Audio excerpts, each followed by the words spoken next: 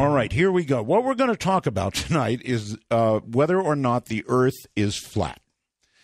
Here comes somebody we're going to call John, and John prefers to remain anonymous. He believes the Earth is flat. He has several business clients who might not be ready to have a ball Earth skeptic as a strategic consultant. John is in no way ashamed to be a ball Earth skeptic.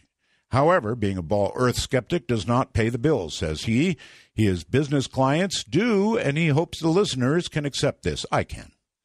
Other people in the world would only have a glimpse of who John is based on his videos, posts, and interviews. He says, my statements speak for themselves. We'll see about that.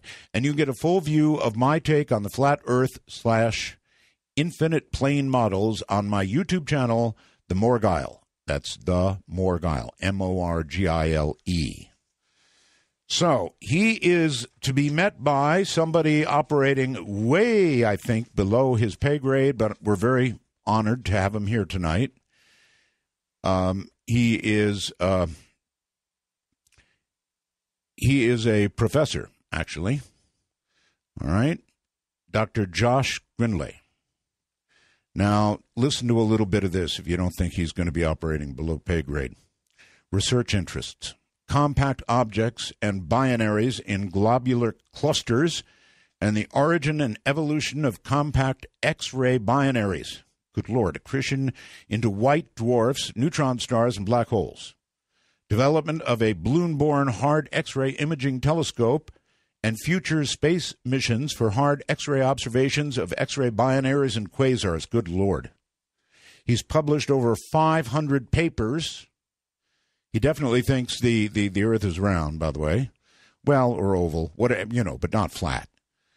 National service, numerous advisory committees for NASA, NRC, and NSF.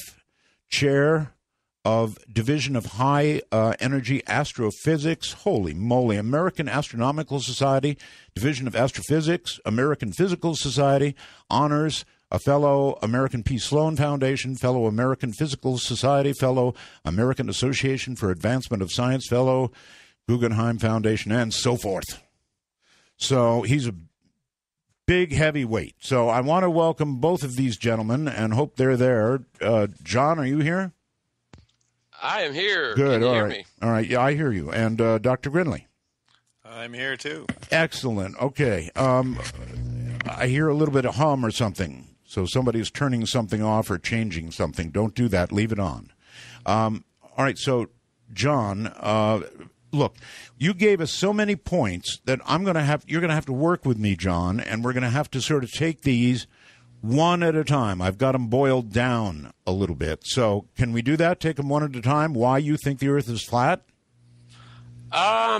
Sure. Yeah, if that's the way that you want to do it, we can do it however you want to. Well, it's your show, and right. First I want to say I'm a big fan, long-time listener, love your stuff. Thank you. All right.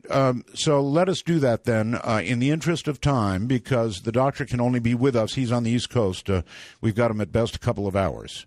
So if you both will hold on, what we'll do is we'll get our break out of the way, and then we'll come back and we'll dive directly into this sort of point by point, if that'd be all right, John. That's kind of the way I want to do it. John is here along with Dr. Josh GRINDLAY. Again, I maintain operating way below his pay grade, but that's okay. We'll proceed with this and kind of go point by point.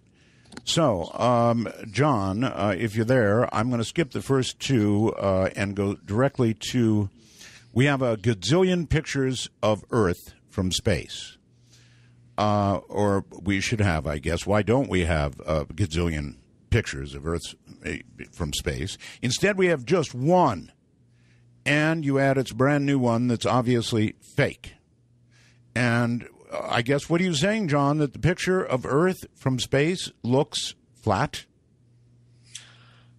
No, that's not what I'm saying at all. Okay. And I think at first, if we skip the first 2 points, that's kind of doing injustice to the argument. But if we can loop back to those or whatever, I think they are important points to make.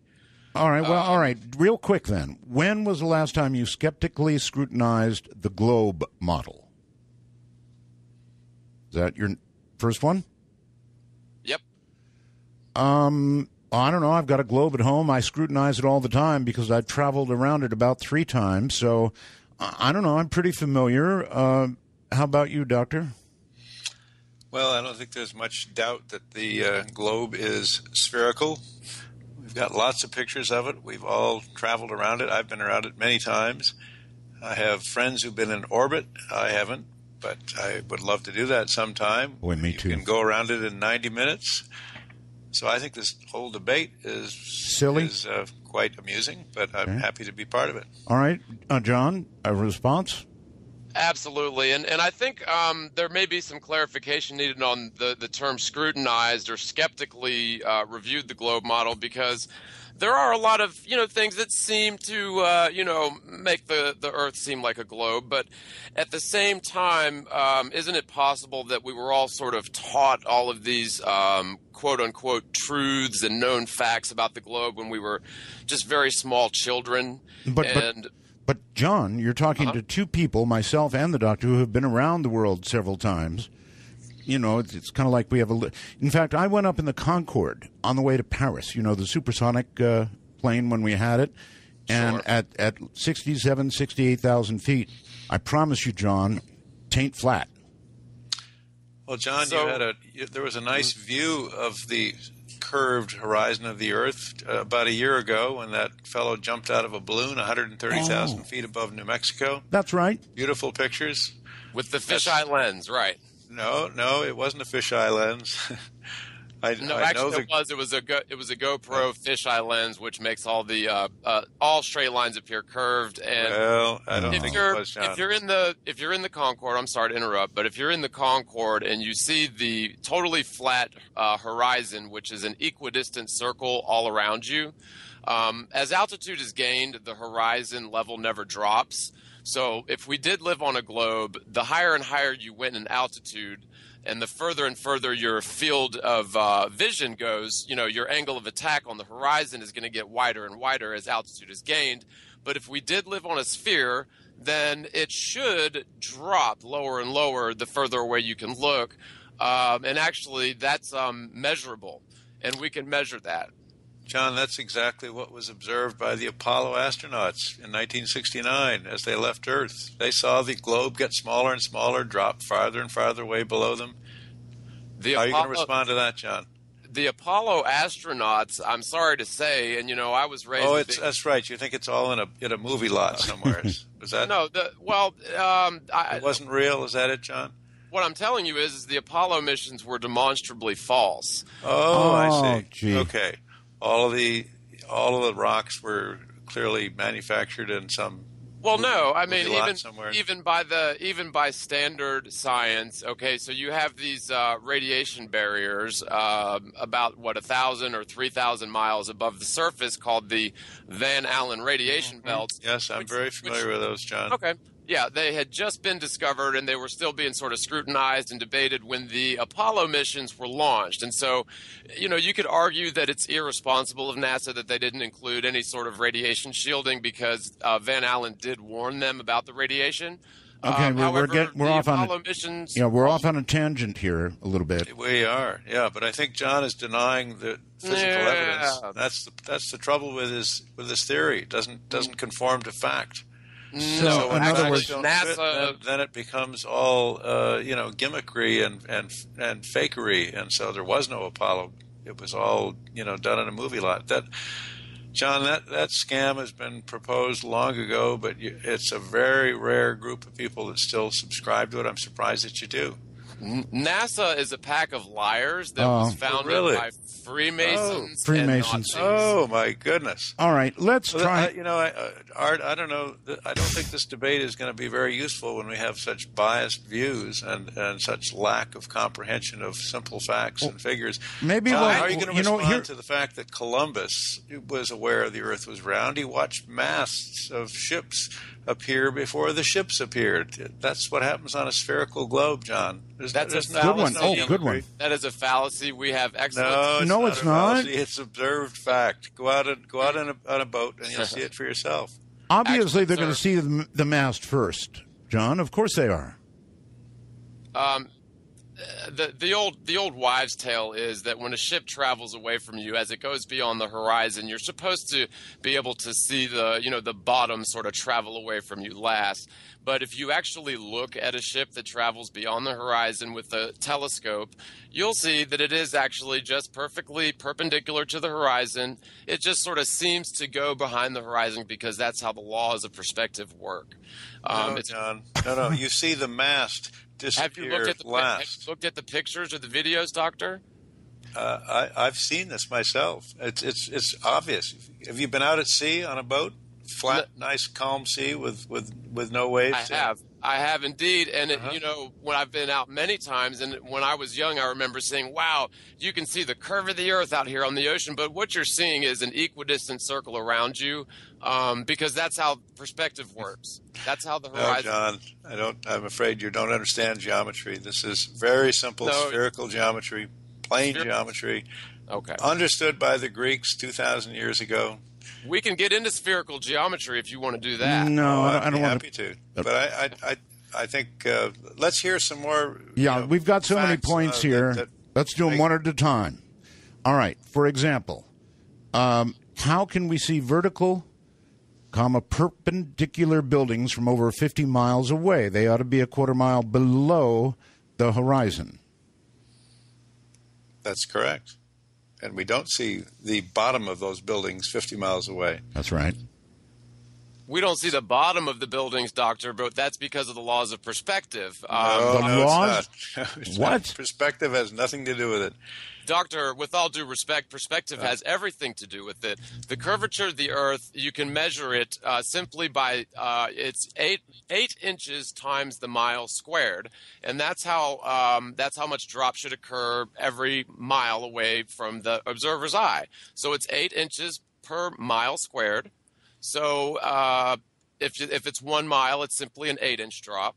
And if it's 2 miles, the mile squared, so it's 4 times 8 inches, which is a 32-inch drop. At 3 miles, it's 9 times 8, that's 72-inch drop. And when you get out to 50 miles, those buildings should be based a full quarter mile below the horizon, and they should be angled away from your perspective. But instead, we can see them perpendicular to the horizon, perfectly vertical, perfectly visible from well over 50 miles away. John, that's because we have topography on the surface of the globe. We're not living on a ball bearing, in case you haven't noticed. So you're saying that you look out at a city 50 miles away, you're not seeing the curvature of the earth, you're seeing the topography of the land. With all due respect, Doctor, I think it's high time that you apply some rational skepticism towards the model. No, I'm perfectly rational. That's what science is all about. All right, you go back to the ocean and the mast disappearing last, you have precisely what we're talking about. It has nothing to do with perspective. You're actually, if you look at the videos, there's video evidence, there's plenty of it. You're wrong. That's a wives' tale. That's not what happens. Does everything come down to perspective?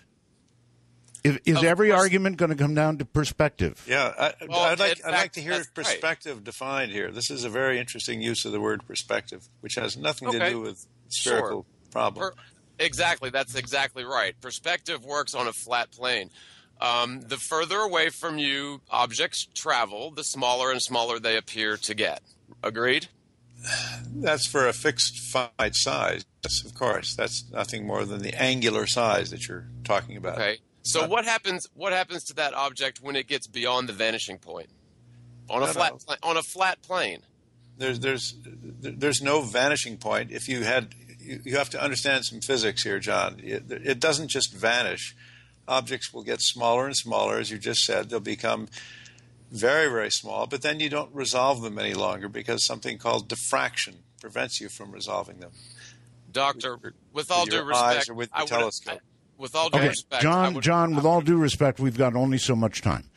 Here's another point. We're getting off the subject here. Yeah. How can a westbound flight, John says, from New York to Los Angeles have identical duration on a globe spinning about 1,000 miles per hour east with its return flight? John, everybody on the globe is spinning together, including the airplane that's flying above the globe. So there's the answer to your question. Okay, everybody So we're all okay. So We're all moving. That's right. On the equator, we're all moving 1,000 miles an hour. Isn't that remarkable? That Why is aren't we being remarkable. thrown off? Is probably what you're wondering. Now, Doctor, let me ask you a question. What about when the jet engines propel the plane westward? Do you agree? Do you agree that the plane should be traveling in the opposite direction as the spin of the Earth? Yes, it's the spin of the Earth is the whole frame of reference. It's the whole frame of reference, but doctor, objects moving in opposite directions have a much higher relative difference in speed than objects moving in the same direction. So an eastbound flight should be a much longer flight than a westbound flight, shouldn't it, Doctor? Since the world is supposedly spinning towards the east? That's correct, but there is something that you may have noticed. It's called wind and weather, which is what makes the difference between eastbound and westbound flights. It's the circulation of the atmosphere that the plane is flying through. Jet stream, the too. plane is flying over the Earth as a fixed frame of reference, which is indeed rotating, but so is the plane. So there's no relative motion relative to the spin of the Earth. There's no relative motion relative to the spin of the Earth. So you're arguing that objects traveling in opposite directions don't have a higher relative difference in speed than objects traveling in the same direction. Here, John, look, you're getting mixed up here. No, when the sir, plane takes off from New York, it is on a spinning platform, and whether it's going east or west, it always has that angular velocity that it had when it left the airplane. Always. And that has nothing to do with its velocity relative to the ground. That's the laws of motion state that an object in motion will tend to maintain its velocity until enacted upon by some other force. And with all due respect, Doctor, don't you consider several jet engines attached to a plane some other force? That's what's propelling the plane over the Earth, the surface of the Earth. That's the frame of reference that we've just defined. The problem is not the frame of reference. Spinning has nothing to do with the motion of the plane from New York to LA. The problem is that you are incapable of even theorizing that our world is anything but a spinning globe. I can fully understand what our globe is doing. John, let him finish. Okay, I'm sorry. Doctor. No, I've just repeated the same point several times, but I don't think John is quite understanding that there is a frame of reference that the plane has taken off from. And when it lands in wherever it's going, it's on that, still in that same frame of reference. We could expand this, if you like, John. It's not just that the Earth is spinning. We're moving around the sun at an enormous velocity, 30 kilometers per second. All of us. Okay? That makes the spin of the Earth look trivial.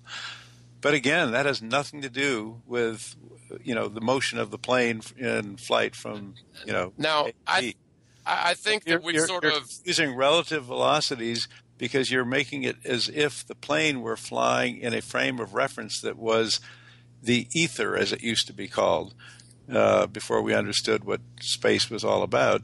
And that's not what's going on here. The plane has taken off from a point on the solid Earth. You would like it to be flat, but of course it's demonstrably round. But that has nothing to do with your misconception about relative velocities. No, it has nothing to do with relative velocities, sir. That's what you're trying to say. You're saying if I'm flying east, I'm flying faster than I'm flying. It has to do. Okay, so if you're driving down the highway and you're going 65 miles an hour down the highway, and the car coming towards you is going 65 miles an hour. That's what we mean by relative velocities. But that's where you're wrong, John. Because no, that's where you're wrong, sir. Well, John, this is getting to be slightly ridiculous. It is. You're right, because see, I grew up on planet Earth, and I am fully aware of the globe model and all of the reasoning behind it. But see, the difficult thing is to have even a very intelligent person such as yourself even consider for just a scientific theory, just for a little bit of like a mind experiment, to even sit down for a minute and theorize. Maybe the world is flat and stationary, and I think flat Earth is a bad word for it because it implies that infinite space is somehow true. That's not the model whatsoever. We're not, a disk floating around in space, if that's what most people want to think. The model that I subscribe to is an infinite plane model, where basically the sun has carved out a puddle while traveling around the magnetic center, which is fixed on our North Pole. And what you know as the Antarctic is actually the boundaries, the outer edge of the dartboard. essentially. Well, okay, John, if we don't want to talk about relative motion, because I think we're not getting very far in that, because you haven't understood what I've been saying, let's talk about your model for the sun. I know exactly. I've heard Right, the hold on. argument that you've Hold made. on. No, I would John. love to hear more about your model for the sun. That's very interesting. So So the sun is this magical thing that is circling around the Earth. What powers this thing? It's not obviously something that we normally think of as the sun and a star. That's a good question, but it's obviously. So is this all some mysterious source of energy that can circle around the plane, the infinite plane that we're living on? It's no more mysterious than gravity, but I believe it's some type of magnetic anomaly. There are lots of different theories, but I think a lot more study and scrutiny needs to go into it because, believe it or not, it has been irrefutably proved that our world is indeed flat and stationary, not a spinning globe. That's remarkable because it's contradicting all the evidence we've just been talking about. But the sun makes a very interesting way of testing your model because this magnetic anomaly, as you call it, must be some very peculiar source of energy that we've never even considered before. Is that what you would subscribe to? Well, and all those little pinpoints of light we see in the sky that we call stars, are those just anything like the sun, or are those other magnetic anomalies, or whatever this theory of yours? That's a good question, and until we fly up there and see, I don't think anybody really knows. Sure, we can look at the light and we can theorize that the sun is 93 million miles away, but really the same mathematics that's used to prove the sun is 93 million miles away can actually be used to prove that the sun's about 3,000 miles away. And oh my goodness, John! All right, well, that's a great place to break. No, we got to break. We got to break. And that the sun, for your model to be true, has to be, did you say 3,000 miles away, John? Yeah, that's correct. That's about 3,000 miles away. That's right. And we can prove this using Euclidean geometry. It's a fairly standard experiment where essentially you measure the angles of the shadow cast by the sun at high noon at multiple points with miles in between each point on the same meridian. John, I was going to mention that our astronauts went to the moon, which is 250,000 miles away, but I'm sure you're going to come back with, no, they didn't, it was fake. Right? No, nobody's. The astronauts never went to the moon. That was all a film. The Apollo missions were films designed to trick the generation, you guys' generation, into believing in a lie. Well, John, that's really disappointing to hear you say that. I know others have said that, but I'm surprised that a guy of your age, I don't know how old you are, but that you would subscribe to this. I'm too, Doctor. The fact that that real live hardware, just all an elaborate fake, I guess, huh? Not that elaborate. Doctor.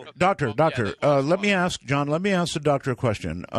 Look, John is a bright guy. I'm sure he is. Yeah, but that's why I'm really surprised that you can just get so far down the wrong track, John, in thinking about simple geometric concepts. Let's go back to the sun, because I think this is fascinating what you're suggesting. If the sun were 3,000 miles away, have you worked out the power that the sun would have to have, this magnetic anomaly? What produces light and something that is only 3,000 miles away to illuminate the whole Earth and produce our climate? I assume you're not questioning that the distance from New York to LA is 3,000 miles. So you've got the sun about as far away from you, wherever you are right now, I don't know where you are, it doesn't matter, as New York and LA are. So surely you can't believe that, John, do you? This is amazing. How do you get? It's actually. I mean, it's mathematically proved. I mean, if you would have let me finish, the standard experiment that's done by colleges all over the world, the default answer will always be 3,000 miles away to the sun using that Euclidean geometry. Only by adding a layer of complexity into the equation and assuming that we live on a sphere with a circumference of 25,000 miles, then do you get the nonsensical answer of 93 million miles away. So, John, let's pursue the 3,000 miles, because this is really interesting. If it were 3,000 miles, it has to be above us to cast light down onto us. How do I get daylight in Chicago and San Francisco and New York all at the same time? If the sun were only 3,000 miles up, there would be a much larger first off, diurnal effect. That's a good point. Much more than 3 time zones away. So it doesn't work, John. Yeah, it's a good question, and the reason is, see, you're still thinking of the Earth as a globe. You have to. No. I'm letting it be flat now, so that makes it even worse when it's flat. No. Well, then you're misunderstanding though. You got to understand the North Pole is in the center of the dartboard. Okay, and then the next ring out on the dartboard is the northern hemisphere. And then the next ring out on the dartboard is the southern hemisphere. Now, first of all, and this is admitted, all of the maps that we have are all wrong.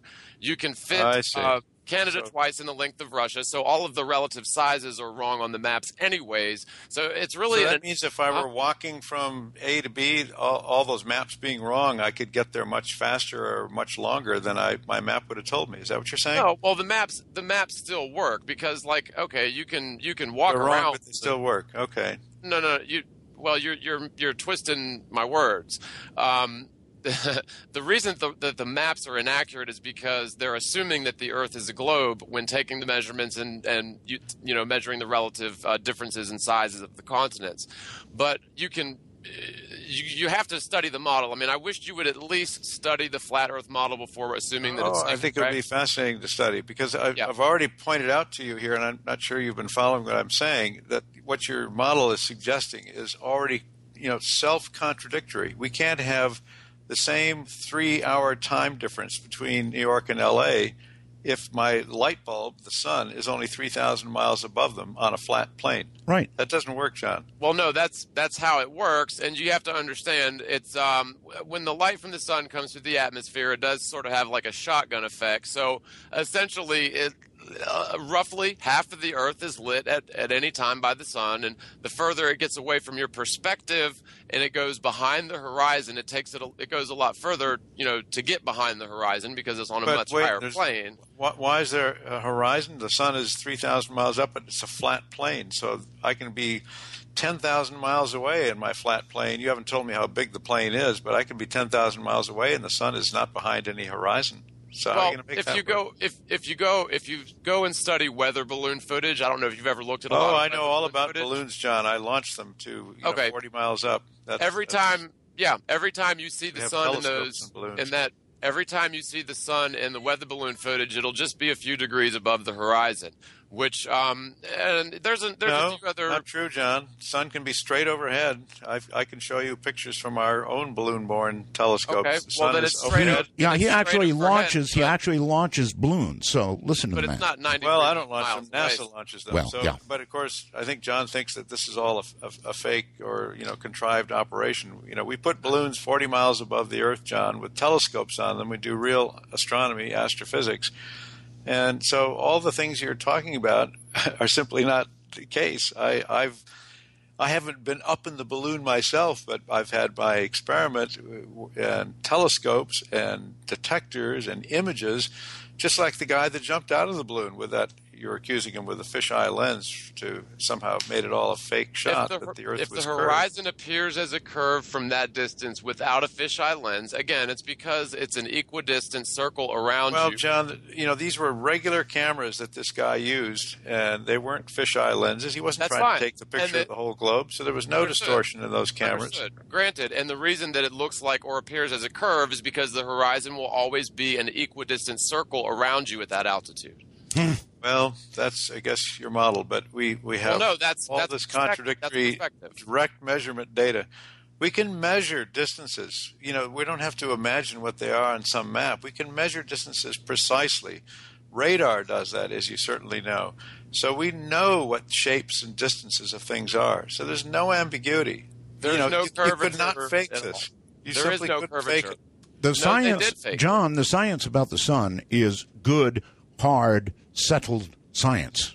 No, it isn't. All of this is hard, settled science, Art, including going to the moon. We have enormous amounts of data. We don't want to get stuck there. He'll take us somewhere we don't want to go.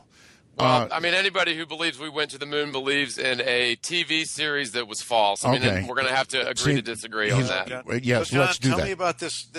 This wonderful, exciting news of NASA's mission to Pluto a few weeks back. Is that all just a big sideshow as well? Sure. Why not? How much money are they going to get to make that movie? Oh, Money. So who's making money on these movies, John? I mean, this is amazing. I don't know. Are you? I don't know. No, certainly not me, and certainly not NASA. NASA is not making money in anything. It's doing pure science. This is what gets in the textbooks. Science. This is what you should be, scratching for a budget. John, this is what you should have taken back. I don't know. All of NASA's stuff is photoshopped images. Oh, my goodness, John. They might have some stuff from Hubble that's pictures of the stars, but... let's do Hubble for a second. Yeah, I want to hear about Hubble. So we got this beautiful telescope up there, except it's not above a globe. It's above this flat plane. How does it getting those gorgeous pictures? Things that we couldn't even imagine. Are those all photoshopped as well? And it's amazing that science, and you can prove. I can prove to you that the Earth has no curvature, and I can prove to you that wait the a Earth minute. is stationary. But the you haven't done too well. John, you're not responding. The pretty pictures You're trump not, science. yes. So yeah, you're not responding. So the Hubble stuff is just all just fluffy, pretty pictures and no science. Is that it? They are definitely pretty pictures. They are, but I mean, do they have any reality, or is this just again? Well, have you? A guy named Matt Boylan was actually a subcontractor for NASA. He did a lot of realistic art of like hypothetical alien worlds with predefined, lighting scenarios with mock celestial events. And so he was one of the people that actually broke the story that NASA was basically faking just about everything. Oh my goodness, John! So are you suggesting the Hubble? Say that. Are you saying the Hubble? John, beautiful depictions of the universe, and you're saying. And this space artist, I like space art, by the way. I'm a science fiction fan. But you're saying that this is so much better than fiction, John. This is the real thing out there. These gorgeous images of galaxies. Yep. A gazillion light years away. And that trumps the measurable fact that the Earth is flat and stationary, the pretty pictures. Well, it doesn't trump anything, John. This is reality. This is the world we live in. It is this reality. Is the world that the Greeks understood 2,000 years ago. They theorized it 2,000 years ago. No, John, they didn't. Do you know the experiment the Greeks did in a well between Cyrene in northern Egypt and what we would now call Cairo? But they measured the diameter of the Earth and proved it was round by simultaneously, amazing they could do this, measuring the depth of a sunbeam into a well on two different points on a meridian. So just think of it as being straight north-south. That's why we can go 40 miles into the air with a weather balloon and there's no curvature of the horizon. John, the Greeks proved there was curvature and they measured the diameter of the Earth. We can see it with our own eyes, sir. 400 BC. You're failing to see what's right in front of you because you cannot imagine our world as anything but I can imagine what you're talking about, and I just have trouble taking it seriously because it's so demonstrably false, and you're refusing to listen to fact. No, well, look, hang on a second, and I'll tell you. 6 months ago, I would have agreed with you that our world is a globe spinning around the sun, and if you would have mentioned the word flat Earth, I would have laughed and gone about my business. Okay, do you have an accident? Okay. Did something happen? Did something happen? Yeah, yes. I looked at the evidence and I scrutinized it in both models, and I found that the only one logical, correct answer is the infinite plane model. And I'm sorry, it sounds crazy. You haven't given it enough thought yet, but I'm telling you that it's the truth. No, it's fascinating, John, to hear your reasoning. But tell me, I'm really curious. What was it? I guess this is what Art was asking. How is it that all of a sudden, after how many years you've been, aware of your everyday surroundings, which I'm sure you've always been, what was it that all of a sudden tipped the scales? And just 6 months ago, you gave up on this thing that was second nature to everyone, that we're on a globe, and it became flat. Well, and the reason it's second nature to us is because it's drilled into our minds since our very first day at school. You learn 1 + 1 is 2, and the world is a globe. I mean, that's how early they get you with the propaganda. And to answer your question, what happened was I was simply compelled to look at the evidence. And I think it's high time that the rational, skeptical scientists of the world take a little time to just rationally, skeptically look at the globe, which is something that you have not done since you were. No, John, that's where I beg to differ. I've done this. All of us have done that. You're absolutely right. We should look skeptically at our surroundings, and we should rely on pure measurement and observation and not make assumptions. And if you follow that course, that's what science is all about. Okay. You would be forced to conclude, John, there's absolutely no alternative, that we are indeed on a globe, that our globe is spinning, that our globe is not only spinning, it's orbiting the sun. Ptolemy went through all this. Ptolemy, of course, had this Earth-centric view. And see, Copernicus came along and understood that it was just and that is exactly why heliocentric view, and we've been on that course ever since. All of the misconceptions and things that didn't quite fit in the Ptolemaic view of what our solar system is all about, which was a much, much simpler thing to understand. We had no clue that there were galaxies and everything else going on until the 1920s. So this is the last several hundred years, 500 years, 400 years since Copernicus, when all of this revolution has taken place, but right up through the last 50 years. So you're doing the right thing to be skeptical, but this is exactly what science has done. Doctor, have you eread Zetetic Astronomy by Dr. Robotham? No, I'm afraid I haven't read that. Well, you ought to read it because there's a lot of great proof. And you want to talk about science. Okay, let's talk about the North Star Polaris. How does the North Star Polaris maintain its alignment? And, people say it's hundreds of years, or some people say it's thousands of years. Some people say, oh, well, it changed once. But the point is... No. Can I just jump in here? Sure. Polaris does not maintain its alignment. The Earth is a spinning top, and if you remember as a kid playing with the top on a tabletop, you pull the string and it spins and it's kind of stationary, and then it starts to wobble. Remember how that worked? It wobbles, and then eventually the top falls over on your desk or tabletop.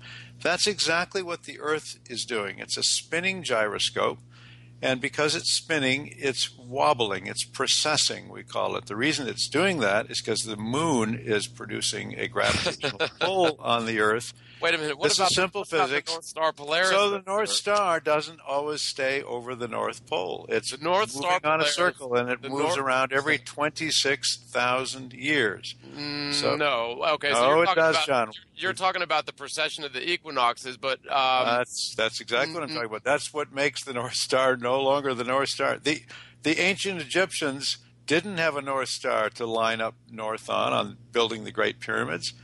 The North Star was way off. Polaris, rather, the star was there, of course, but it was no longer lined up with the spin axis of the Earth. All of this is well known. So you were around. You were around back then. We know exactly where Polaris was 5,000 years ago too. You do? Okay. Yes, we do. Just like you know the Earth is a globe. Okay. No, John. The difference is I can measure it. I can measure where Polaris was. But you can't measure that there's no curvature. And I can measure that there is curvature. There is so no can you curvature. if you go out in an airplane and measure distances on your so-called flat plane. They won't be consistent with a flat plane because it's not a flat plane. It's a spherical globe. Can I ask you a question, please? Sure. I want to ask a question. Sure. When you fly, I'm running out of time here, Art, but let's have a few more questions, all right, I guess. Well, this is my question. When you fly from Los Angeles to, let us say, Hong Kong, and you measure the distance, that we can do scientifically. I hope John believes we can do that scientifically. Do you, John? Well, of course you can measure distance. Okay, and if you take the Great Circle route to get there, it's not as far. How come? The Great Circle. Yeah. In other words, if you go north and then around, as if it's a globe, a ball. Well, because you got to understand the flat Earth is sort of like the globe model, but it's wrapped around the North Pole. You have to study the model to understand it. You're trying to apply globe model laws and maps to the flat Earth map. Yes, you got to understand. I'm just talking mileage here. Mileage, okay. Yeah. Well, then how can you explain that you can fit the Canada twice into the length of Russia on the standard maps? I don't know. I'm asking you a question, and you're responding with another question. Exactly. Yeah. That's the point. I mean, you can't go by the maps that you're looking at because they're inaccurate. Well, John, they can be confirmed by going out. If you wanted to go out with a ruler stick, you can measure what your map should be telling you. That's the way maps are constructed. you probably know all about GPS. I don't know if you have a cell phone, but that's what tells you where you are, again, on the surface of a globe. Are you familiar with Nikola? If your theory were right and you're living Tesla's on this tower? distorted flat plane, GPS wouldn't work. Nothing would work. Are you familiar with Nikola Tesla's towers that he invented? I think it was like, in the 20s or 30s or whatever, where it was basically wireless communication. John, you're doing it again. A question. That's where radio communication began. That's precisely what's used to triangulation. Yes, I know. Cell phone towers. Yes, of course, John. That's exactly what we're talking about. But we don't even. Why would we need satellites if we can bounce radio waves off the ionosphere anyway? You know what, John, gentlemen, Doctor, hold tight. We're at a break. Precise positions that way. I have to break. The ionosphere disturbs the signal to begin with. Hold it right there, gentlemen. I have to break. This is radio. John says, how can the upper atmosphere be adjacent to the vacuum of outer space? Gravity, John. Gravity pulls the atmosphere, keeps it on this round globe. Why is it round? Because that's the equilibrium shape that a mass must assume. That's why stars are round, spherical. They're not pancakes. So all of this we understand, John. But again, I'm not trying to sound like I'm belittling. I hope I don't convey that.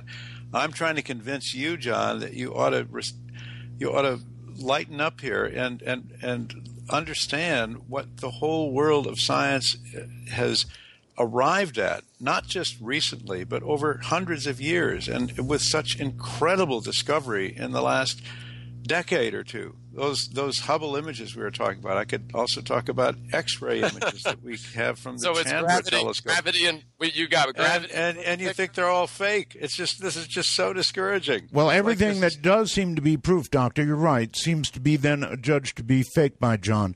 And John sounds like such a bright guy that I just can't figure how he obviously believes this. That's why I was asking what happened 6 months ago. I mean, it's great to have a moment of truth and say, my God, what is the world I'm living in? That's fine. I'm all in favor of that. But to deny rational thinking and thousands of years, beginning with the Greeks, who I keep coming back to, they're so amazing what the Greeks did. But all of modern science, and you've got it all cooked up to be a giant hoax. It's just so you say that it's the magic of gravity that keeps the atmosphere. Not magic. There's no magic of gravity at all. Isaac Newton taught us what gravity is, and we now understand it in Isaac Newton glorious detail. Okay, hold on. Now, first of all, gravity was theorized in order to account for the fact that we're not flung from the spinning Earth at 1,000 miles per hour towards the east near the equator. Okay, gravity is a theory to prove the globe model. Now, you're also saying that John, what do you suppose keeps you, sitting in your chair instead of floating off if there's no gravity? I mean, well, there's no need. There's no need for gravity on the flat, stationary Earth that we dwell on. I see. We're not spinning at 1,000 miles per hour, so you don't have to account for that outward thrust generated by the spin. Okay. It's the simple laws of density or buoyancy that causes, heavier, denser objects to find their way down and lighter, less dense objects to find their way up. It's the natural order of things, and there's no need for gravity to explain the law of physics. What goes up must come down on the flat. Oh, really? Well, then, I mean, why do things come down? If I throw a ball in the air, why does it have to come down? Something's pulling it down, John. Well, it's more than likely, sir, it's electromagnetic, but gravity has never been proved, sir. It is a theory. Oh, gravity's been proved time and time again, and no, of course sir. It began with Newton.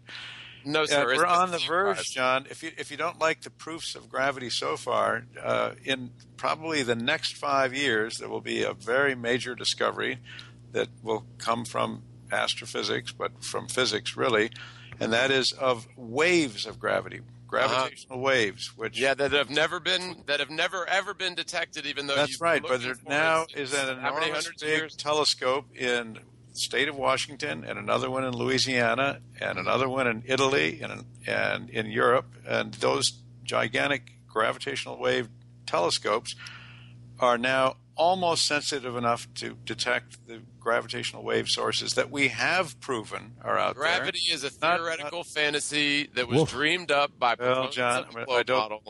I don't think that's what anybody else but you and your colleagues and your No, that is what it is. That's what gravity is. Of nature.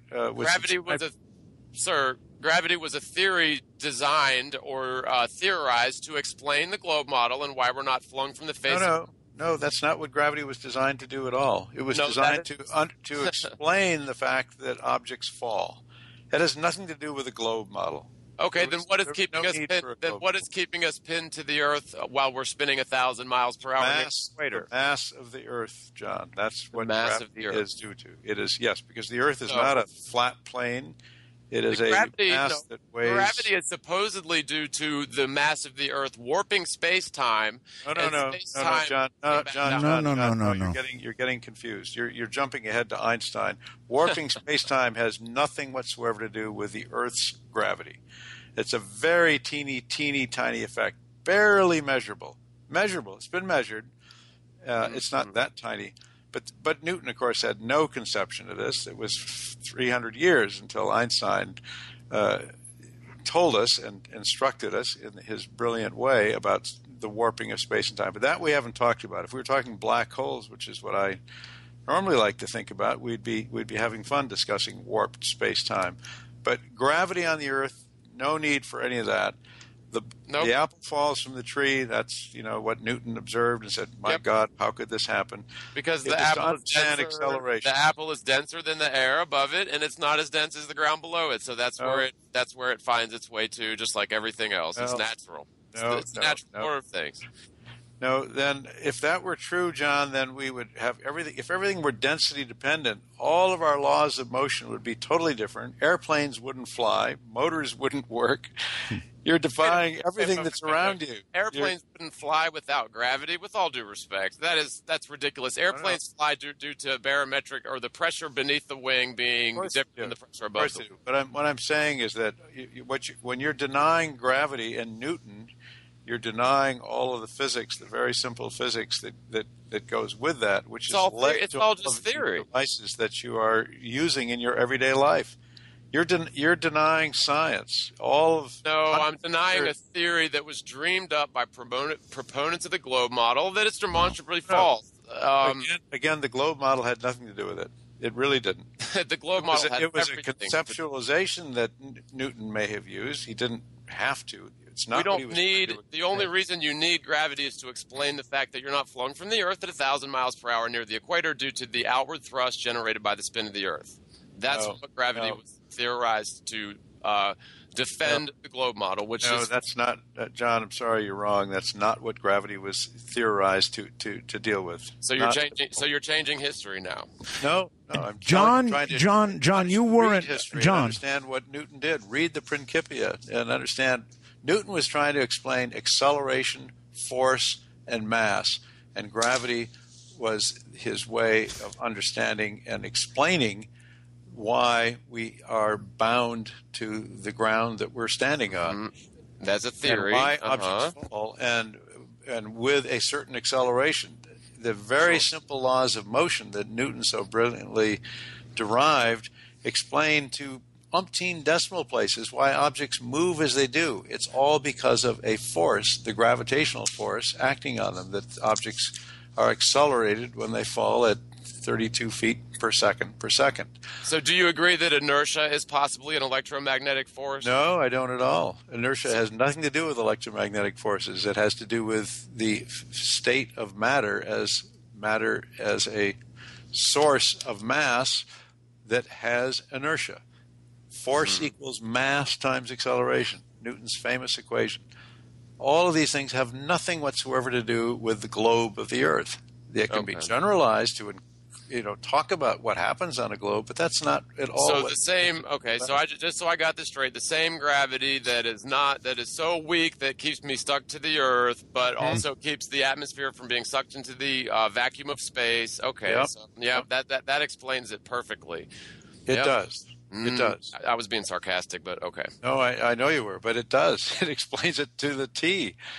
And it also explains why if you take a steel ball bearing and roll it on a table, and the table is tilted, so it is now accelerated as it's rolling faster and faster. All of that, which has nothing to do with the atmosphere of the Earth or the shape of the Earth, just only has conservation of to do with momentum. acceleration and velocity. All of that is explained by Newton's laws. That's what I'm trying to convince you of. Well, there's basic understanding of motion. Yeah, I mean, I agree. There are laws like what goes up must come down. I agree that's a law of physics, but I disagree that gravity was simply a theory. What the source of acceleration is, which is gravity in the case that we're talking about here. Well, so what I'm trying to convince you of is that there's a reasoned approach which has been worked out with great minds, the real heroes of science, people like Newton and then Einstein much, much later. And you can't deny these guys. They weren't. It had nothing to do with the Earth being round. Of course, the Earth being a globe, as we know it is, allowed many other things to be explained by the same basic laws of motion, and allowed us to get to the moon and to get a spacecraft out to the planet Pluto. All of that wouldn't have been possible without the physics that has been developed and understood over the last 350 years. So, well, he thinks the whole Pluto mission was, fake anyway. So I know, but it's really tragic, John, because you're missing out on some really exciting stuff. So, Dr. Grindlay, anybody could have possibly photoshopped. That's the amazing part of it. What's real and the stuff NASA is doing is fantastically better than anything. NASA has been lying to everyone. But anyways, do you agree that even if I was to show you all kinds of irrefutable proof that the Earth was not a spinning globe, that you would agree that you would never change your mind that it was indeed always going to be a spinning globe no matter what? No, I only go on the basis of measurement and observation, John. It's not really okay. It's not that okay. We're bound to some, Well, I hope that you live up to that, and only you will know, for the truth of whether you're actually going to live up to that. But if you go by observation and the scientific method, then there's only one correct answer, and it is not a spinning globe. Well, John, I'm afraid we're just having a rather pointless argument because you're denying mathematics and fact and No, I'm not. Well, you haven't done any of these measurements. You haven't gone out and done the simple tabletop experiments I was talking about, which tell us that the physics I can tell you about it. So is all something we understand. And what you're proposing, beginning with your model for the sun, which is the most fantastic thing that has nothing whatsoever to do with physics, magnetic anomalies producing the enormous luminosity of the sun that is keeping us all warm and alive. Well, the celestial bodies, including the sun and the moon and the stars and the wandering stars, the planets, and the celestial bodies are definitely beautiful and mysterious features of our world. It's not a heliocentric model with an infinite universe. Well, the whole model is wrong. I'm afraid you've just missed out on the last 500 years of intellectual thought, and it's really a shame. I don't know. Well, either that or his science. Maybe his science teacher hit him hard. It's really sad that you just have lost contact with reality. Well, I'm sorry, sir, but I could say the same thing. It's been irrefutably proved that the Earth is not a spinning globe, but no matter what, until you break the programming and simply look at the evidence with an open mind, you will always dwell on a spinning globe. So, John, an open mind is looking at data, my friend, pictures, real measurements, not this distorted maps with the North Pole at the center and all this perfectly visible buildings from over 50 miles away and planes that somehow have identical durations traveling east and west on a globe spinning to the east. No, but you went through it and you glossed over it. You didn't. Oh, I didn't gloss over anything, John. You just weren't listening. You weren't understanding. No, you weren't listening, but okay, we'll agree to disagree on that too. All right. Well, listen, I want to thank you both. I think we've come, unless we can discuss actual points here, we've come to a stop. John wonders how we can see the same stars overhead in the summer, but also in the winter. And of course, the answer, John, is we don't. Do you think you see the star Vega overhead in the winter, which we see overhead in more or less June and July? No, we don't. There Because are it's on the opposite side of the sun, John. The sun's in the way. there are stars that should There are. be totally invisible during the entire winter that we can see overhead in the winter, and we can also see them overhead in the summer. There's no way we could ever see the same stars in the winter and compared to the summer, because the sun would be behind, in between those stars in your eye. That's exactly why we don't see Vega in the winter. You're One saying star. No, lots of whole constellations, John. No, That's you don't what understand. constellations You should never see any of the same stars in the winter versus summer. With your model, I guess that's in the false heliocentric model. John, look. Do you know the constellation Orion?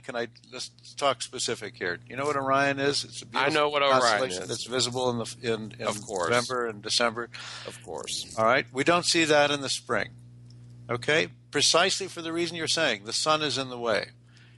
It's true for every star in the sky, unless you're close to the poles. We see Polaris all through the year because it's not in the plane of the ecliptic. That's where the spin axis is pointing, so we get to see it as a North miracles Star. of science and pretty pictures, right? What's that? So Polaris must be traveling millions of miles through space back and forth to maintain perfect alignment with our measly, wobbly North Pole. No, John. No, it's millions and hundreds of millions of miles away. First of all. So that's a pretty perfect alignment, isn't it? No, it's not perfect alignment. I already told you that 5,000 years ago it wasn't aligned over the North Pole at all. The Earth's spin axis is wobbling in space. So you don't agree that for that thing to be so many hundreds of, however billions of miles away, that there's not a very, very nicely perfect alignment with our North Pole for it to stay directly above it all year long? John, the Earth is a gyroscope. Its axis is precisely fixed on the North Pole, sphere. Not on the North Pole. The North Pole on the is North your Pole, construct. on the North Pole star, the North Pole star. John, Polaris just happens to be lined up on our North Pole. You just have never 26,000 years from now, it will be lined up again. So you're not listening to me, John. You're the trouble, John, is you don't seem to understand basic, simple physical facts, which have been proven over centuries of thought and reason and measurement. And what you're talking about has nothing to do with measurement. No, what you're talking about has nothing to do with reality, sir. Oh, I see. Well, it's just because you are living in you're back in the age of Ptolemy. There's no way 1,000 years ago. Our Polaris could maintain any alignment with our Yes, there is, John. North Pole. No, sir. It's all something that is very simple physics, and I guess I just can't convey it to you because you've obviously never taken any basic science. John also asked, why don't we have equal 12-hour days and nights all year round? And the answer is because we're living on a spinning globe. And we have the Earth's axis, this thing that John doesn't seem to understand, that we're pointed fixed in space on the celestial sphere, pointing just happened by pure happenstance to be pointing close to, but not precisely at, the direction of a star that we call Polaris. So because the Earth's axis is tilted with respect to our orbit around the sun, the days and nights, length of the day and the length of the night change. This is all basic sixth grade general science that John should have learned. I hope he did. You haven't thought it. You haven't thought it through, Doctor. Because if you look at I teach this to my students. So you've misled a lot of people, because on an Earth that is spinning a constant speed, you should have equal 12-hour days and nights. No. That's only John. Look, it's because you don't understand simple geometry. That would only be true, John, if the Earth's spin axis were perpendicular to its orbit around the sun. Then we would have equal days and nights. Correct. But it's not. The Earth is tilted. The tilt has That's nothing why to do we with have seasons, John. That's why we have winter in the reason north. we have seasons is because at the opposite time that the sun is in the southern hemisphere. These are all basic facts. The sun is traveling in an oscillating flat circle around the magnetic center, which is fixed on our North Pole. See, you what you've done is you have this hopelessly contrived, complicated wheels within wheels picture, No. which is what Ptolemy and the ancients thought was going on, because there was no understanding of physical reality. We now have something that we understand perfectly, and we teach it to our sixth graders, and you should have learned this way back when. And it doesn't I learned require all of the lies, magnetic Doctor. anomalies and I know all these of the lies. complicated All of them. machines.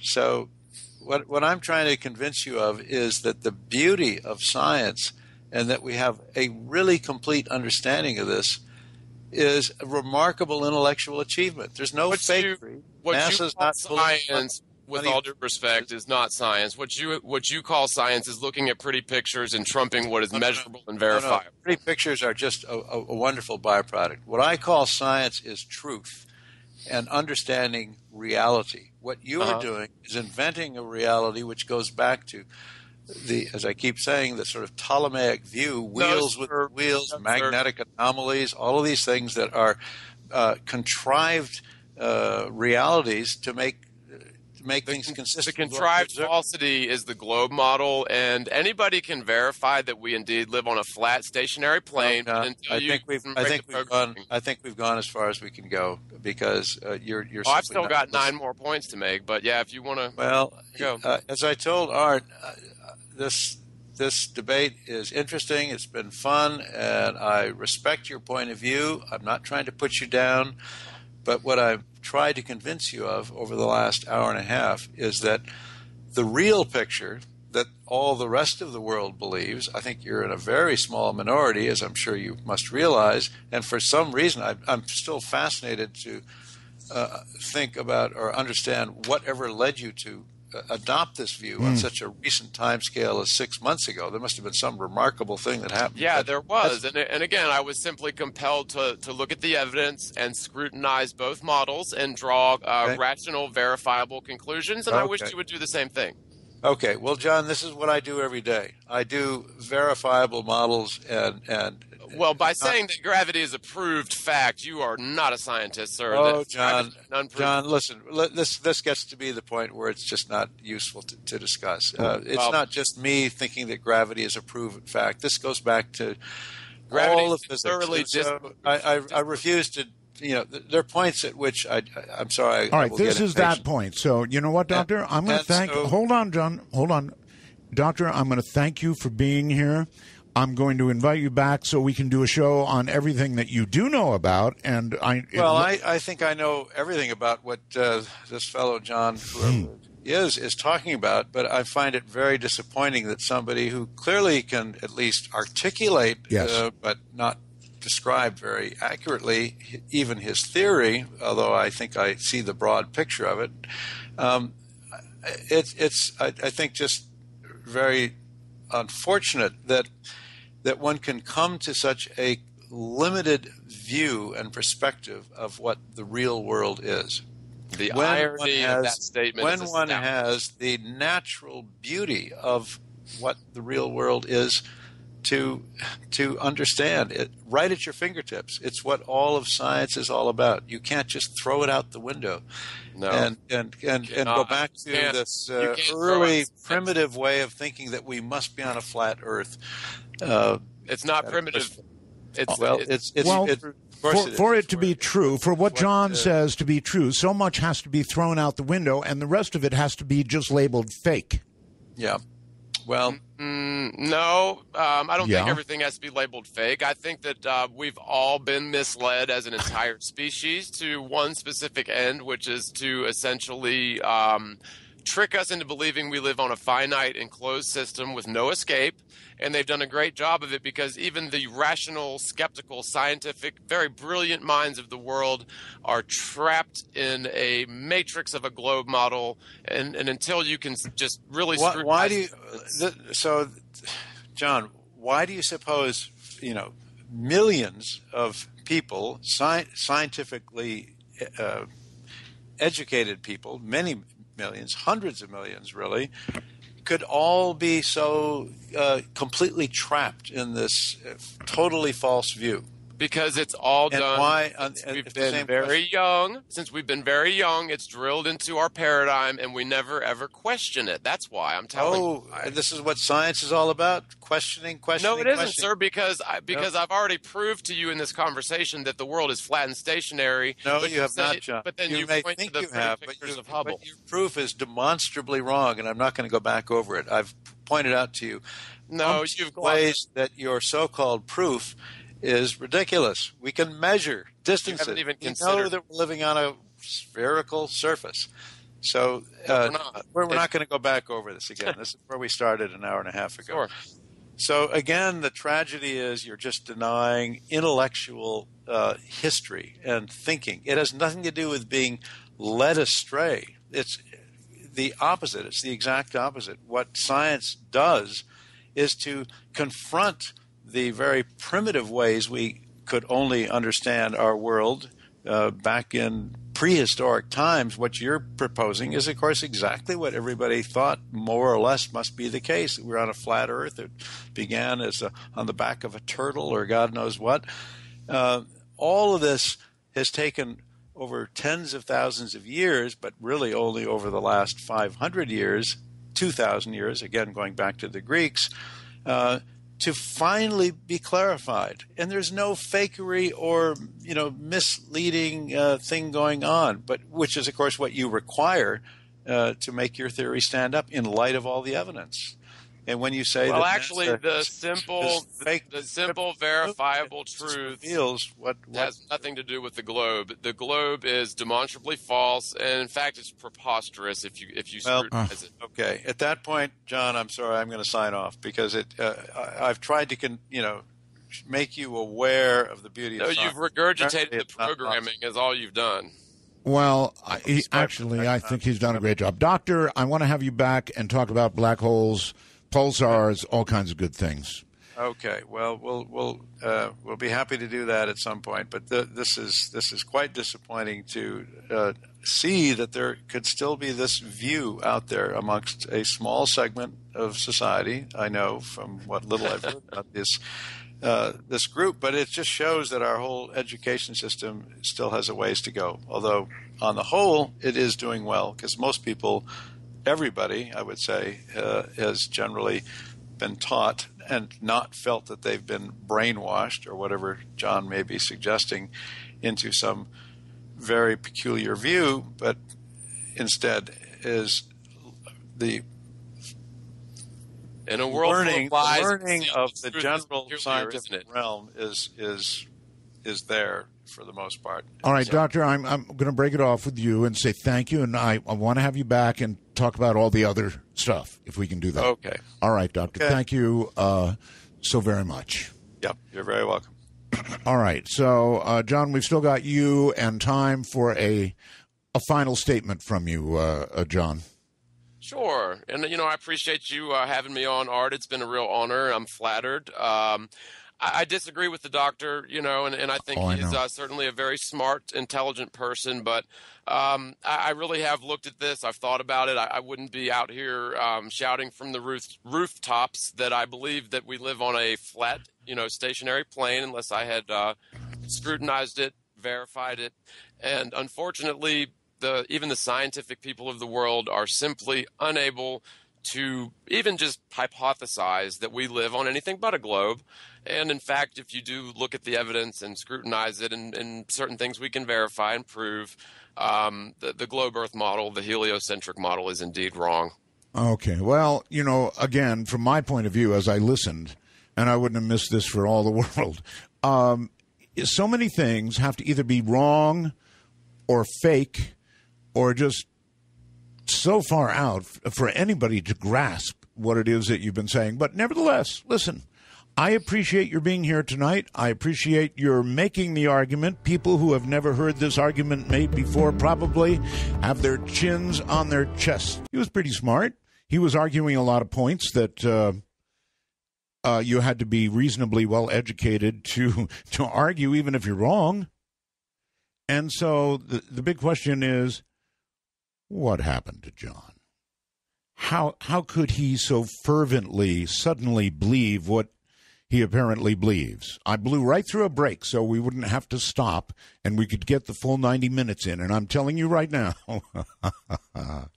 you've got to point this 90 minutes of radio out to somebody you know. We're going to open lines. And here are the numbers. The public number is area code, that was some hour and a half, area code 952-225-5278. 952-225-5278. Now, we also have Skype, and I invite you to call us for free from virtually anywhere in the world by Skype. North America, America, and Canada can call by calling us at MITD 51. That's, MITD, as in midnight in the desert, 51. People outside the United States and Canada can call by dialing MITD 55. MITD 55. Best way to call, so everybody loves your call because you'll sound great. If you've got an iPhone 6 or an Android of some sort, put these in so you can dial anytime you want, because you never know when you're going to hear something that so frustrates you that if you don't call, you'll explode. The last 90 minutes were, frankly, a lot like that in every way. Evan, I'm going to put you on the air on Skype. Hello. Hi, Art. How are you doing this evening? Well, I'm recovering. Recovering, yes. Yeah. Well, I got to ask you, is that guy actually for real? Oh, no doubt about it. I just finished saying it. John was obviously a bright guy. Mm-hmm. And something happened to him. I mean, like a science teacher smacked him with something hard, or I don't know what happened. Opened his mind too much, it fell out. I don't know. Sorry, yeah. I was just going to relay an experience, actually. The city I live in here, I don't know if you're aware of the phenomenon or not, but you know the loud booms? Oh, yes. You know what I'm talking about? We in here, I live in Calgary, Alberta. In the particular neighborhood I'm in, there has been for about the past 6 years now, almost probably about at least a couple of times a day, a series of loud booms going off. Man, we're hearing all about it. Yeah, no, but it's been, they're doing local research into it as well, actually. They put some research into it. If anyone wants to Google Ranchlands Calgary noise, there's a study they've been doing on it. In 6 years, they still can't figure out what's causing it. No idea? No theories? Not at all. They involve the local university. Everything I honestly couldn't tell you. Well, there are mysteries within science, and this clearly is one of them. A lot of people think they're connected to earthquakes. How about that one? Yeah, well, it's food for thought anyways. Thank you very much for taking my call. Pleasure to speak to you. Well, thank you for making it. And I want to report very quickly before we move on something that we've been talking about for years. HAARP. Do you know about HAARP? The High Frequency Active Auroral Research Program? Guess what, folks? It's going to transfer from military into academic hands next month. That's right. The military is giving up HAARP.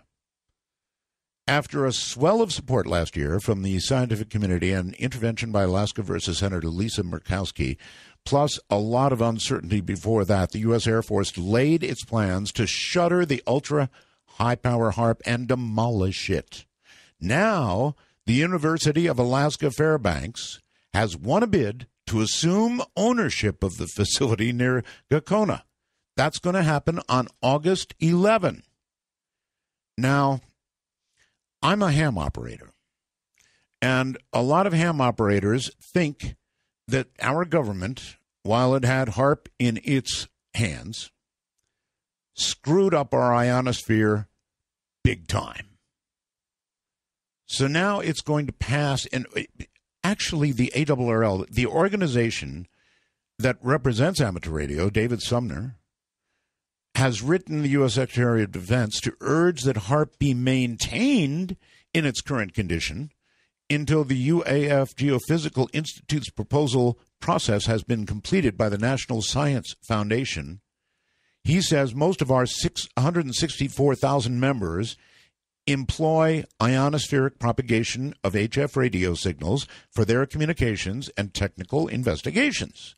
Sumner told then Defense Secretary Hagel, ionospheric research, therefore, has great significance and importance to us. And as ham operators, certainly the ionosphere is very, very important. But frankly, Mr. Sumner, a lot of the hams out here think that they really screwed it up. And if there's any hams out there who want to comment on that, you're welcome to. So HAARP passes from government hands into private hands. Then what? Well, because I blew a break in the last half hour on purpose, and I mean blew it. In fact, we blew everything right on through the roof. We'll take that break now. What you've been hearing, you're certainly welcome to make that. We've got plenty of people wanting to say something, that's for sure. Let's go to Tulsa, Oklahoma on the phones. Hi, you're on the air. Hi, Art. First-time caller, long-time listener. I just wanted to say two things. One, I absolutely love the doctor, and I would be very sad if we were unable to see him again. He was an excellent guest, and I really enjoyed hearing him. I really hope we get to hear him talk about deep space pulsars and black holes and everything else. Sure. And he will come back. He will. We talked about that. He knew what he was facing tonight. I think, he deserves a gold star for even facing off like this on this subject. Yes, sir. Yep. So the other thing was for John. I don't know if he's still on the line with us. No, I didn't think that would be fair. Okay. Yeah.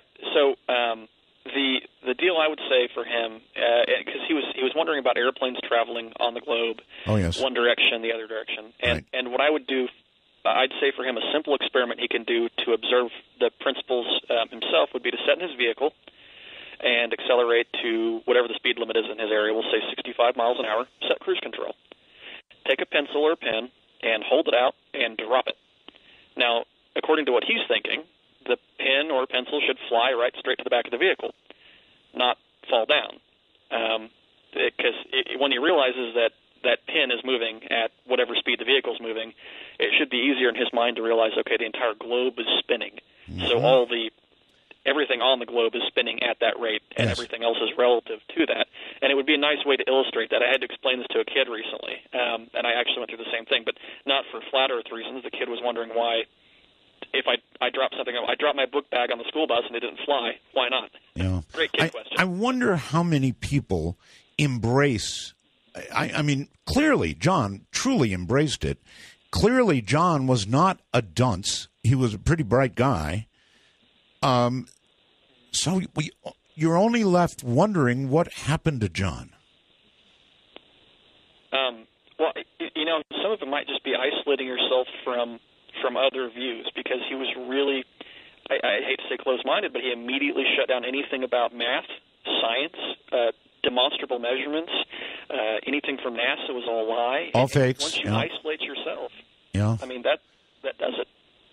Well, it tells us something about, I don't know what it tells us. It's confusing to me, because on the one hand, he's a bright guy. Even to sit and be able to argue with the doctor, you could tell he was a bright guy, but all twisted up in a way that I can't fathom.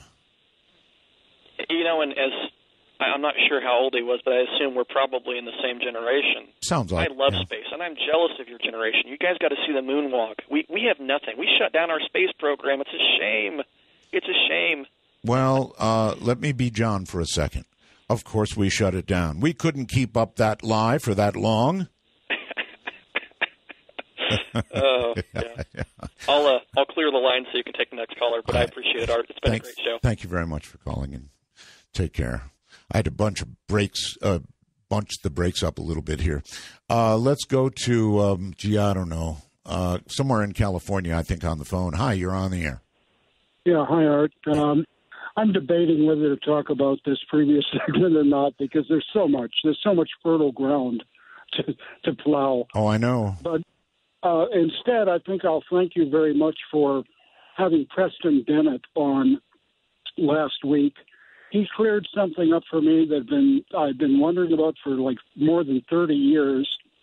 And if he's correct, what I had more than 30 years ago was an out-of-body experience, but it involved witnessing something from a past life, and that something that I witnessed was my being executed in an electric chair.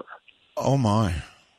Yeah, and I figure it was the 30s, maybe the late 20s, or in the 30s, or possibly the 1940s. What had you done? I don't know. Whatever it was bad enough to be executed. Well, yeah. And I witnessed the hood going over the face from my perspective, and I experienced the jolt of the electricity. So how was it? Well, it was quick. I will tell you it was quick. Well, in a lot of executions, it's not. If they don't get everything just right, they've had guys' heads catch on fire. It's awful. Oh, I know. But in my case, it was quick. Mercifully brief. Huh. And you had mentioned one of your hang-ups is being afraid. And I tend to think that whatever fear you're experiencing in that sort of experience of OBE is fear that you're bringing with you.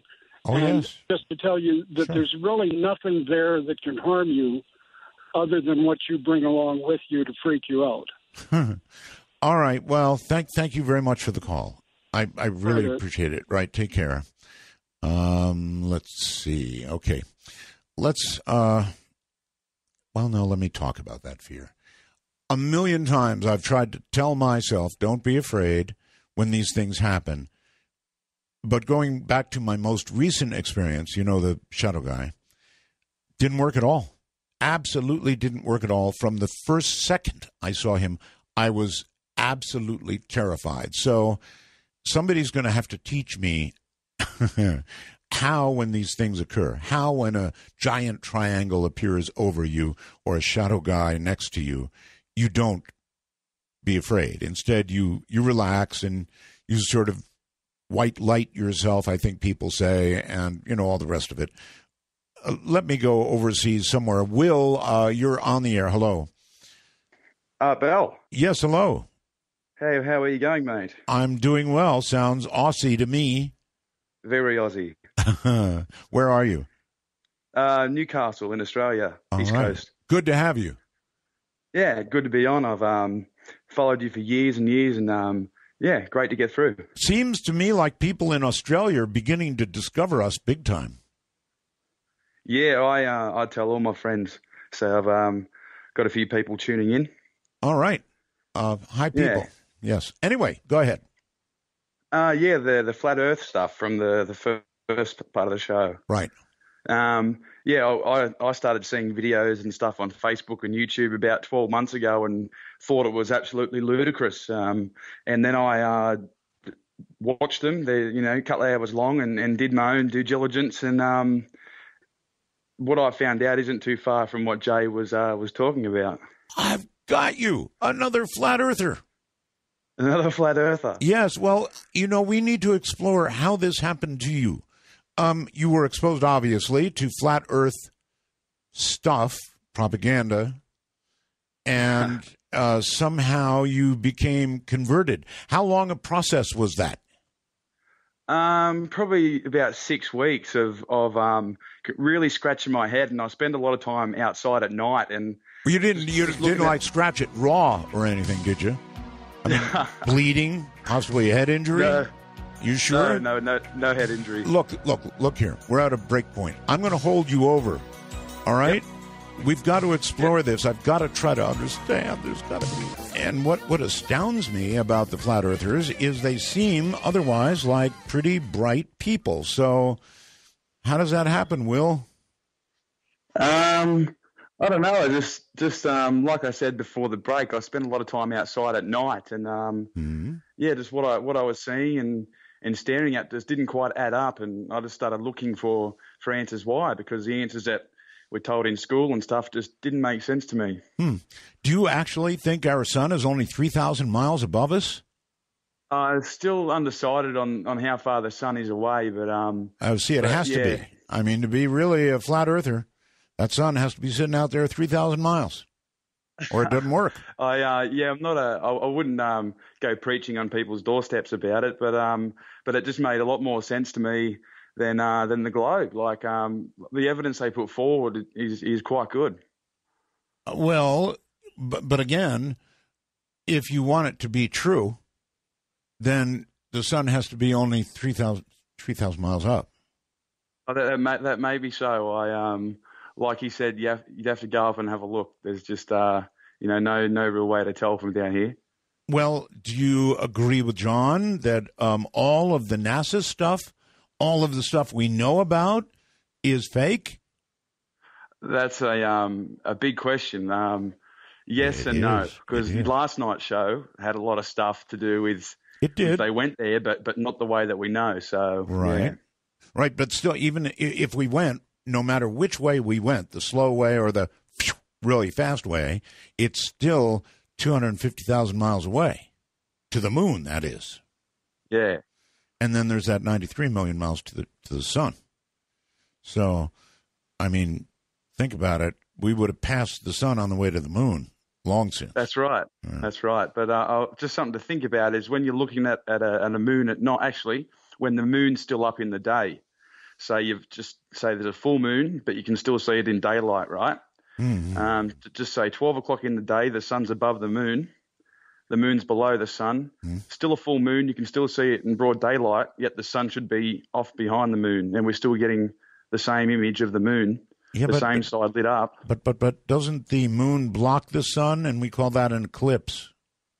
That's what I just can't work out. I can't justify in my head how it's our globe is the reason we have the moon changes. So it's like they're in Australia. Well, you're not down under. You're just over. Just over, yes. Yeah.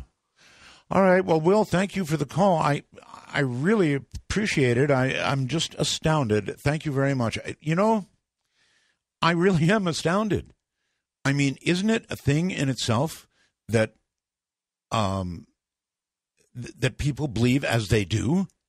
Isn't it absolutely astounding to listen to this? And these are otherwise, it would seem, pretty bright people. Jordan on Skype, you're on the air. Hello.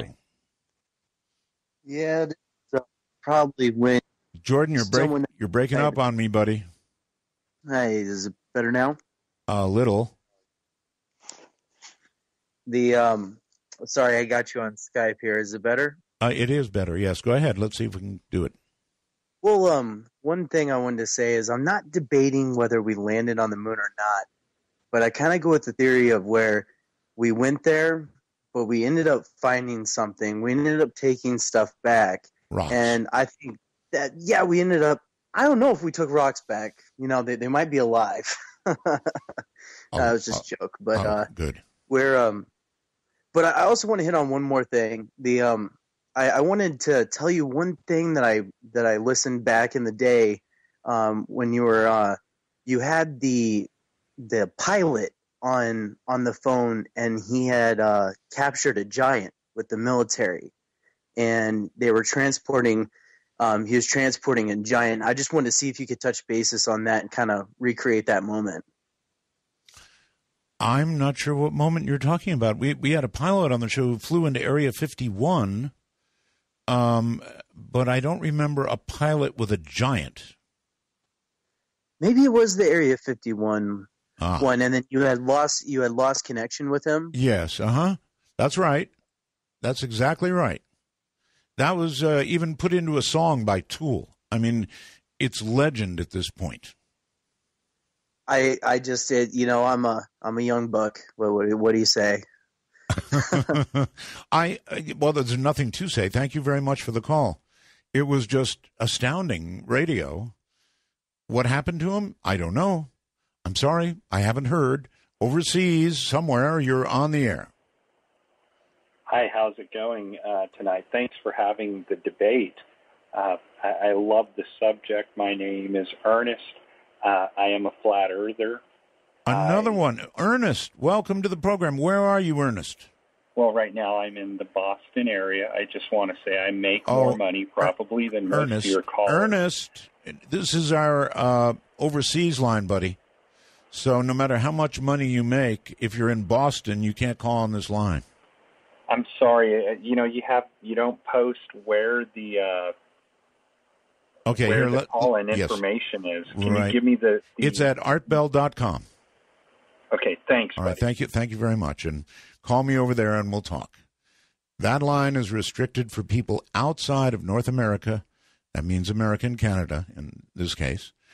So if you're outside America and Canada, it's Skype at MITD55. MITD55. Let's go then. Where? I don't know. Let's try Chris on Skype. Hello, Chris. I think I tried Chris on Skype. Did I do it wrong? No, I didn't. Chris, are you there? Apparently not. Well, let me try it once more. Is this Chris? Hello, Chris. Hello? Turn your radio off, please. Yes, sir. Okay, we'll hold while you turn off your radio. Thank you. And you're rustling around, too. Hold good and still for me. Hello, Art? Yes, go right ahead, Chris. And turn off your radio, please. It is off. Okay. So I'm talking to Art Bell. You are. Oh, my God. I'm so glad you're back, Art. Thank you. It's been a long haul, but we've all been waiting, and we're thrilled you're back. Thank you. So I did. I just wanted to thank you also for bringing the GIS people back. Yet to come. On the 20th, right? Yes. I'm looking forward to that. I hope they have some nice new juicy EVPs for us all. I hope.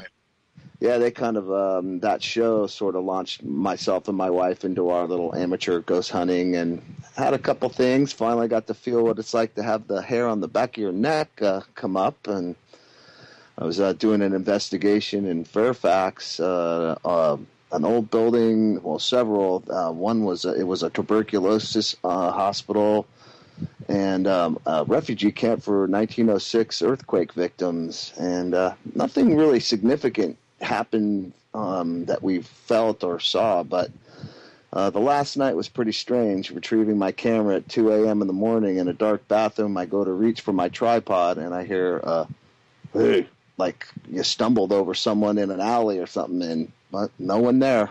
Quite startling. Well, do you have any proof, photographic, audio? I got one apparition image that came after what we thought we heard a woman's voice, and we got what looked like a shooting star on a video camera in the house. Okay, if I give you an address, can you email that to me?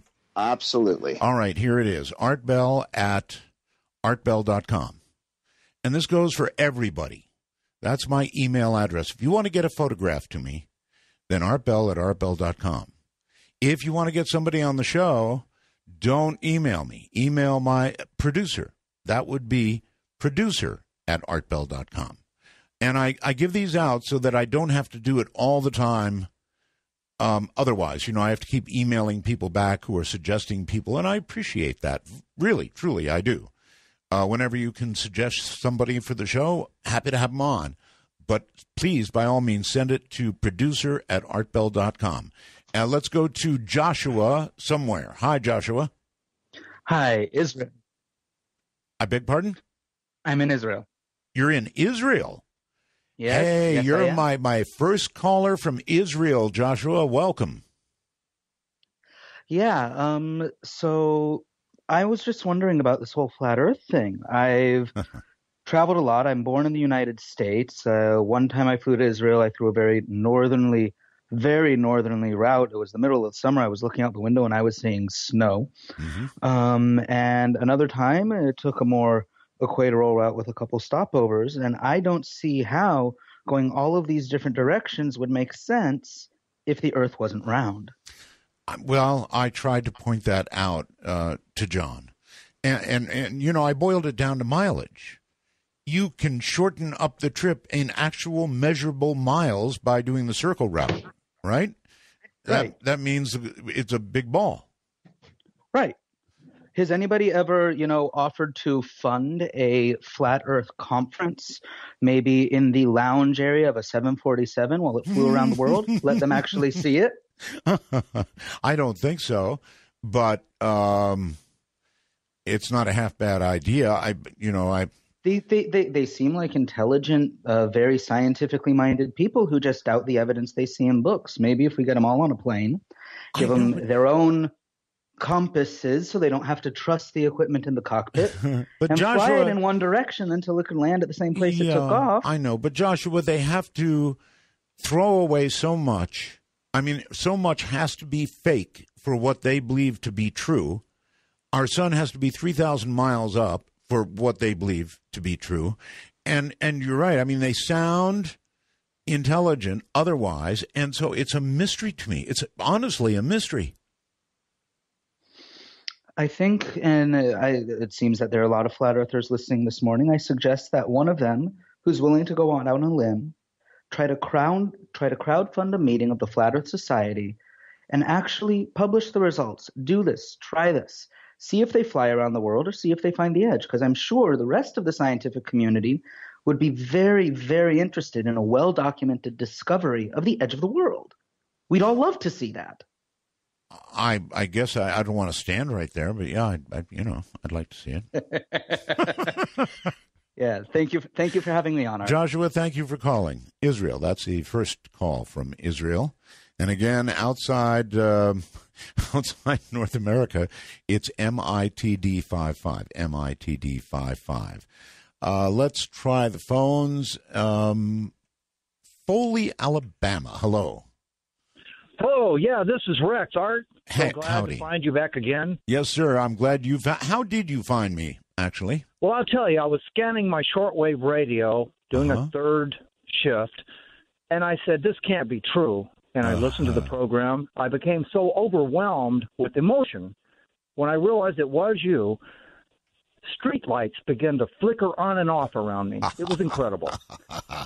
That's a great way to have found me. And we are on shortwave, like I think 2 or 3 different stations. So you could find us around the dial. And the funny thing about shortwave is so many of the countries that used to broadcast shortwave have stopped because of the cost involved and other reasons, that there's not much on shortwave worth listening to anymore. So I guess we sort of stand out. You do, and like I said, I felt like I found a lost brother, and I want to thank you for coming back on the airways. I have a bit of scientific, intriguing information that you may find innovative. Okay. Now, our solar technology right now, even on the spacecraft, the most advanced solar technology, it's still not up in the upper percentage of efficiency, and especially the stuff you put on the roof of your house. But what if you could create a 100% efficient photoelectric cell that would actually produce a kilowatt of electricity over 1 square meter? The only way to do that, Art, is to embed or embody alpha or beta particle in a selenium to cause the photoelectrons being thrown off, to do that at a faster rate. And if you could create a 100% efficient photocell, then that could accompany your space flight. So even if you're out there, even in the Oort cloud, you're going to be able to power your spacecraft. Now, there's a doctor that worked at Los Alamos, and I won't mention his name, but he's from Dallas. He's no longer with us. He's the one who came up with these calculations about this 100% efficient photocell. And if you could do that, and he also introduced an intriguing method of traveling through the universe. All right, one thing at a time. If you could produce such a solar device, you would be rich beyond belief. The Arabs would be after you. You'd be in all kinds of trouble with even the oil companies here. So if you, right. Yeah, I am right. So if you've got something like that, buy a gun. Well, Art, that brings me to a very paranoid feeling, and I have these equations in front of me right now. And, all right. Well, I'm sorry, we don't have time for the equations, but feel free to email them to me. Be happy to take a look. In the meantime, buy a gun. If you've really got that, they're gonna get you. From the high desert, the great American Southwest. This is Midnight in the Desert, rockin' in the nighttime. If you want us on a radio station in your area, we're not adverse to it, even though this show is designed to be an internet radio program. It plays just fine on radio stations, and we keep welcoming new ones. So what you would do is call a station in your area, preferably one that doesn't carry, the other one, that other show, and tell them you would like to get on and prove to them that they can actually be number one. Let us go to Michelle. I think it's Michelle's. Where are you, Michelle? Hi, Howard. I'm in Japan. You're in Japan? And, where? I'm sorry. Yeah, where in Japan? My signal's not very good because I'm at work. That's okay. I hear you fine. I would say Ohio gozaimasu. What part of Japan, Michelle? Shizuoka. Okay, excellent. Well, welcome. Mm-hmm. Near Fuji. So. Right. So it's great to hear you again. I've been dying to hear radio like that again. It's summer, so I don't have anything to do at my job, so I tuned in. First time I've gotten to tune into you again, and man, that was some interview, huh? Oh yes. We're here every night, Monday through Friday, here in the U.S. Great. So the thing is, when I came to Japan, we did the circle thing you're talking about. I mean, we went way up north and then back down. Sure you and did. I could see it all because I had the window seat, and I can't. I mean, I get that you can make that kind of a theory, but there's so much evidence that he just didn't want to listen to, and that's what bugged me. Well, what bothered me, Michelle, honestly, is that both of these guys that we've had now sounded like otherwise, frankly, bright people, sort of inexplicably going down this wrong highway. I've been on the internet and on social media for so long that kind of stuff doesn't faze me anymore. Really? There is no dearth of people out there who will get something in their head, and no matter how intelligent they are, they will refuse to change what it is they believe and will just completely discount. I mean, you can see it everywhere. But even up against absolute, even up against absolute scientific fact. Oh yeah. Well, Michelle, I'm saying. Welcome to humanity, right? I guess. So in a sense, that was radio gold, because never has an academic like that man sustained 90 minutes of what he did. That's true. I have to give him a massive amount of credit for actually sitting there and being willing to keep that going for that long. That's right. And not just lose it and give up. By the way, are you worried about Fuji blowing up? No, not really. It's kind of one of those things that's in the back of your mind, but it's, I'm about, 30 miles away. So So you must see it real well. Oh, yeah, you can see it right out the window here where I'm at. I've got some gorgeous I know I email you one of the pictures I took from my apartment one day. I would love it. I will do that. I will send that to you. I'm so glad you found us. It's great to hear you again. Listen, I am curious. How did you find us all the way over in Japan? Actually, I clicked on a link on Facebook about something today, and then it showed me a one of those related article things about you starting up this new show, and I immediately freaked out because I listen to you online with old shows and stuff all the time, constantly. Well, but hearing something new, I was like, well, immediately tell me what it is. Do me a friend and do me a favor and tell your friends. I will definitely do that. That'd be like doing me a friend. All right. Thank you very, very much for calling, and take care. All the way from Japan. Wow. Okay. It's hard to know where to go, but Scott is my guy, and that's where I'm going. Scott, hi. Hello, Scott. Art? Yes. Hey, this is Don. Actually, I'm using Scott's computer. I'm sure you asked Scott for permission, right? Yeah, he's letting me use his Skype right now. That's good. All right. We're both listening to you on this flat Earth thing tonight, and I just wanted to put my 2 cents in on this. I did a lot of sort of, I guess, just YouTube investigation is what you call it, just sitting around watching YouTube videos about this flat Earth thing a couple of months ago. Yes. And what this really seems like to me and to a few other people that agreed in comments was this is a PSYOP thing. This is something designed to muddy the waters, to get people thinking in a certain way, I think. Toward what end? I don't really know. That's what's interesting. I think the question should be not is the Earth flat, but why are you telling us the Earth is flat, and who's paying you to do it? Oh, so you see what I mean? Well, kind of, yes. But again, to what end could you even imagine? Well, looking deeper on the wiki page of modern flat Earth societies, all of this is really based on a couple of verses from the Bible. Really? Yeah. And I don't know specifically which one. Can you paraphrase? Basically, I have to look up that wiki page again. But okay. I wonder where in the Bible it leads us toward believing that. Well, what it leads me to believe is this is like a creationist agenda that they're trying to push. Now, you might be onto something there. You see what I'm saying? Sure. You might be onto something there. A lot of creationists believe the Earth is very young and that man has only been here for, 6,500 years. That's right. Mm-hmm. And that might fit in with the sun only being, 3,000 miles away? Right. And they talk about, I think the other 9 points that John didn't get to tonight, some of those points were the idea of the firmament above, being an ice dome above us, the idea of Antarctica being surrounding all of the continents, and that Admiral Byrd could never get past, these certain points in Antarctica.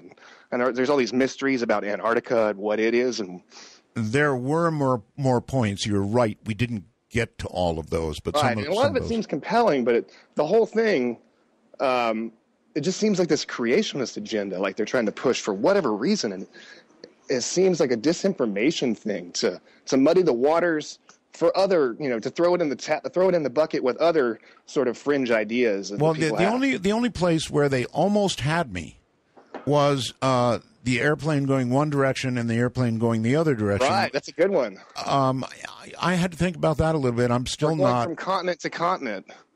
I'm still not sure about that one. Otherwise, no. I didn't buy any of it. That one I'm going to have to give a little thought. That it seemed like that might have made a little sense to me. But, I mean, after all, the Earth is turning in one direction, the plane going in the other direction. Oh, there was another point about, you couldn't fly a plane. You couldn't get a flight from, say, South America to South Africa or from South Africa to Australia. You would always have to go to the Northern Hemisphere and connect somewhere in the Northern Hemisphere, like Dubai or in the UK, and then fly to your location in the Southern Hemisphere. And then if you looked at it on the flat Earth map, it would make sense because it would go in a straight line. But on the spherical map, on the globe, it has to sort of go zigzag up and down up to the Northern Hemisphere, and that seemed a bit odd. Right. All right. But just a few more things I thought I'd throw in there for conversation. Look, I appreciate it. Remember the Screaming Lady commercial? People went berserk over the Screaming Lady commercial. Oh, my God, I'm going to cancel. How can you have that on? I got email after email after email. You wouldn't believe it. And so they rotated, and the Screaming Lady came out.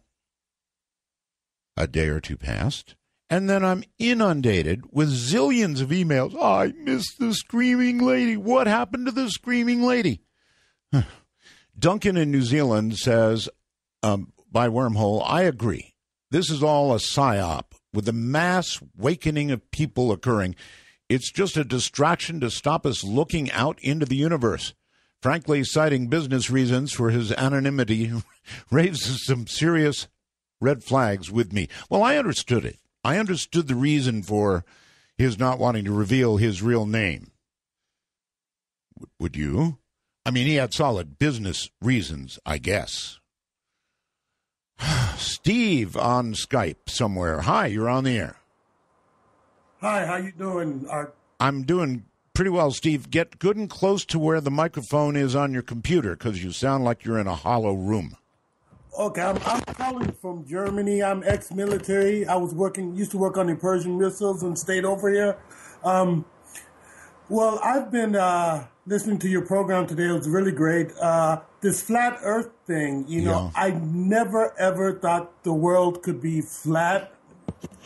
But I also was watching some of these YouTube videos about the flat Earth, and they got some pretty interesting facts that make you go, could it be? So, well, of those, okay, you watched. I know there are YouTube videos. What is it that impressed you? Well, what impressed me the most is what I think it was a lighthouse. There was a few videos. It was a lighthouse, and they went a few miles away, and they were trying to say, well, if the Earth is really round, a curvature, you shouldn't be able to see the lighthouse anymore at this distance. Well, Crystal Lighthouse sticks out or up, right? So I guess as you went further and further, more and more of the lighthouse would disappear until finally even the blinking light up top would be gone. Right, exactly. But it wasn't. It was straight on.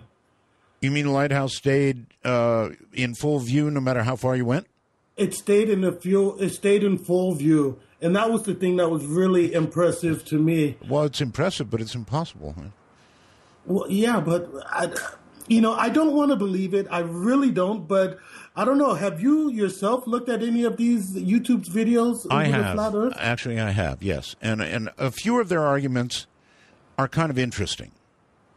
I think I mentioned the airplane, right? The one he made. Right. That still is grabbing me a little bit, but the amount of stuff that has to be fake and wrong for it to be true. I mean, the sun 3,000 miles away, really?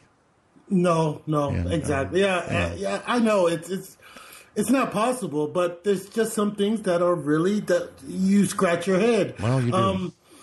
Yeah, it would be nice if you do another show about this flat Earth thing, and it's good to hear you back on the air. I don't want to waste anybody's time with a more important call than mine. All right, well, just out of curiosity, though, if you don't mind, how did you hear about us? Why are you in Germany? Well, I used to be in the Army. I worked on the Pershing missiles. Yes. And I stayed over here. You know, I met a girl and fell in love. And, yes. And I've been listening to Dark Matter for a long time, and I used to listen to what's her name, Carrie Cassadine on Project Camelot and Stephen Greer. I'm really interested. I've been following this stuff on UFOs. Oh man, I cannot wait to have Stephen Greer on again. Did you hear the statement I played that Steve Greer made? No, what was it? Oh, you didn't? No. Seriously? You know what? Stay right where you are. I'm going to turn you down a little bit, and I'm going to play something here that I want you to hear. So let's see. You're in Germany, right? But I've got somebody else over here. Hold on in Germany. Adam, hello. Hey, Art. I feel like I'm in a time machine listening to your show. It goes so quick. You've got such an interesting and diverse number of guests on there. I wanted to say that I was lucky enough in my work industry to have access to press passes to get into the STS-2 or Space Shuttle launch site. Yes, sir. And I was an audio enthusiast, and at the STS-2 launch, I was able to bring in a pair of Electro Voice RE15 mics and a little Nakamichi battery-operated deck. Mm-hmm. I have this great recording of STS-2 launch, and when the thing does the roll, as it clears the launch tower, you can hear that. You can hear the fire crackling out of the engines. And now that you've got this great streaming stereo platform, if you'd like, I would be happy to send you a non-compressed copy of that to do with what you will. I would love it. I would love it. I would love it. I would love it. Send it to artbell@artbell.com. All right. Any file size limitation on the email server? It's a good question. I think if it's how big is it? Do you know? Well, if I send it at like 96 kilobits, yes, 24, whatever that 2496 stream is, I think it'd probably be about 12 to 15 megabits. Whew, that might be pushing it. I'd be happier if it was slightly under 10. I'm not sure what limits, if anything, I've got on, but I think it might be around 10. I'll squeeze it in under that. All right. Give it a shot, would you? Got it. And I'll play it. Yes, and you're right, in stereo. Look, everybody do me a favor. Tomorrow, Bob Crane has these amazing earbuds. When I say amazing, I really mean amazing. I don't know what they're made out of at the end, but they conform to your ear. And when you plug in earbuds to your, I don't know what, your phone or your iPad or whatever, it's like you came into a new universe with this program. It'll sound so good. They're like $9.95, which I think cheats Bob Crane. Call him in the morning. Tell him Art Bell told you to call.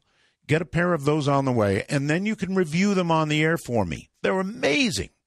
Call him at 1-800-522-8863. I've done those commercials for years, so I actually know his number. 1-800-522-8863. All right, now, let me see. I'm going to have to manipulate a little bit here, and I'm going to have to clear that, and I'm going to have to bring up the statement by Dr. Greer. This is astounding to me. Now, I'm going to say something here because this is enough years after it happened. Stephen Greer. A few years ago, there was a show called Coast to Coast with Art Bell. And it was on the cover of Time magazine, and I was one of his favorite guests. And when I'd be on that show, it really lit things up at certain agencies. And one time I was on his show, and a few years back, towards the end of his career there, and this issue came up, and I said, well, I have a source high up in SETI that confirms to me that they, in fact, have received interplanetary signals, but in a kind of phased, not normal array. It was kind of a pulsed array, and that it was kept secret and covered up. And the SETI people were furious. Subsequently, Seth Shostak got on the show and just said, well, Dr. Greer knew what he's talking about, and he probably talked to some volunteer computer operator, because we have all this network of volunteers. What Art Bell didn't know, and which Seth Shostak didn't know, and which I'm going to say now because it's enough water gone under the bridge, is that the guy who told me that was the founder of the SETI project and the Drake equation, Dr. Drake. He told me that they had that contact. Moreover, a man who had been one of Carl Sagan's best friends, the best man at his wedding, confirmed it. And he had been present when the WOW signal came in at Harvard. Okay, so back to Steve in Germany.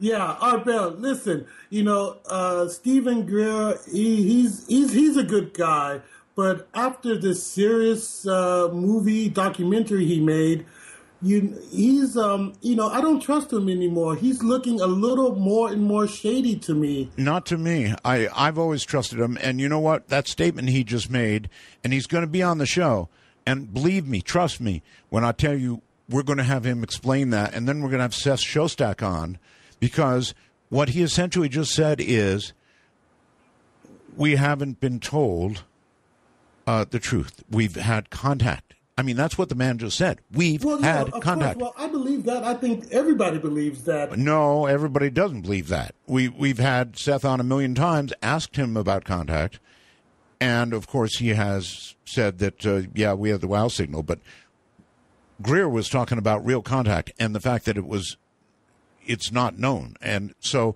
if we've actually had contact, that's big, big news. Well, yeah, of course that's big news. Are you talking about that the government has had contact, or that city has had contact? Well, that SETI had contact. And okay. Apparently we didn't know about it. So I'm telling you, that's a blockbuster if true. Listen, I've got to run, but thank you for the call. When is he coming back? When is this show going to happen? It'll be, I don't know. He's on our, I don't want to say. We can't talk about our guests for some reason. Okay. All right. Thank you very much. Thanks for hearing me out. And you're very welcome. Happy to do it. Okay. Who is JP? I guess that's right. Is that correct? JP? No? Too bad. All right, JP, you would have been on the air, but I guess you're not going to be unless you're there. One last try. Are you there? Nope. No problem. Probably never. Well, that's not true. I won't say never. We have a restriction against playing tunes prior to 1972 unless they have been remastered. So that's the deal. So I don't want to say never, because they are actually in talks so that the people who had songs that are, prior to 1972 can be played and can be paid for. But right now there's no mechanism to pay for them. So we're stuck. I'm sorry. There's nothing we can do. Hopefully the talks are underway right now. They'll get it straightened out. And then as we can play current commercial music post 72, soon we'll be able to play the stuff prior to 72. I hope that kind of answers your question. Let's go to Charlotte something or another. Hello, on the phone. Hello, it's Calvin. Charlottetown, is that it? Yeah, it's Charlottetown, Prince Edward Island. Nova Scotia, okay. Prince Edward Island, actually. It shows up Nova Scotia in the caller ID. It does, yes. Yeah. Okay, proceed. Okay. Yeah. I just wanted to say that about John there. He doesn't seem to sound too much older or younger than I am. I just wanted to say, it's kind of almost depressing that we're supposed to be the progressive generation here, and we still got people hung up on whether or not the Earth is flat, which has been disproven thousands of years ago. It's just kind of a bleak thing to think about, and I'm not sure why anybody would ever. Well, I think what made me feel bleak about it was that John otherwise sounded very bright. And no, absolutely, right? It's very concerning to me that he could go down a trail that a bright person shouldn't be able to go down. No, it's kind of sad almost, and I don't want to belittle the guy because as we've both agreed on, he sounds really smart, but it's just kind of it's I don't know,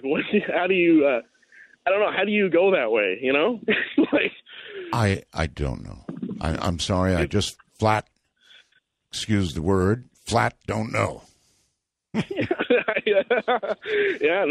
Anyway, that's all I just really wanted to say. I think a lot of other people listening tonight probably think the same thing. Well, thank you for the call, and I'm sure they do. Roy, you're on the air wherever you are. It is I, J.C. Webster III. Oh, my God. You did not... This is J.C.? That's not J.C. J.C. has not been on his Facebook page in a long time.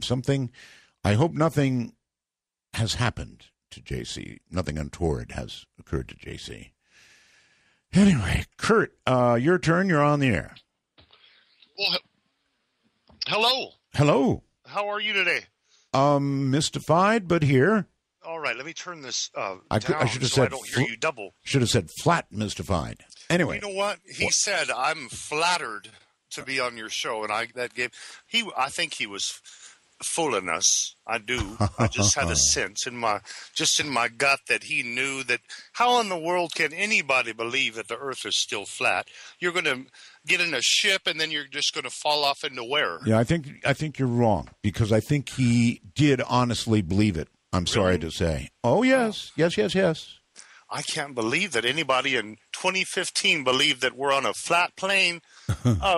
Bubbles, when we blow a bubble, it turns to a sphere. I think the Lord, with his breath, made the planet. So that's a sign that a bubble's not flat. I don't know, just an idea.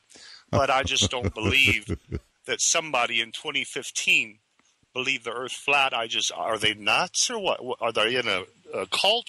Or I just don't know. I don't know. I'll let you go. You have a good night. All right, I'm going. Thank Bye-bye you. now.